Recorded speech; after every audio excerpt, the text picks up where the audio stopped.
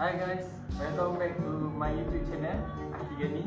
Okay guys, agak-agak korang ada ke apps AI yang percuma? Mestilah ada. So, dalam video kali ini saya akan sharekan salah satu platform apps AI yang korang boleh gunakan secara percuma. Okay, apa nama apps tu? Okay, nama apps tu ialah Ideogram AI. Kalau korang nak edit gambar ataupun generate gambar, korang boleh masukkan prompt korang ke dalam apps tersebut. Dan kalau korang nak tahu cara-caranya macam mana, okey, jom saya ajar. Let's go. Okey, korang boleh masuk ke platform yang korang telah download, Ideogram. Dan korang boleh search kat atas tu, tulis saja prompt apa yang korang nak.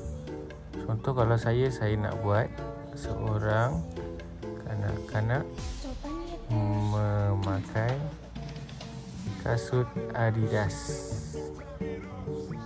Okey, korang boleh search saja macam biasa, tekan button tepi tu.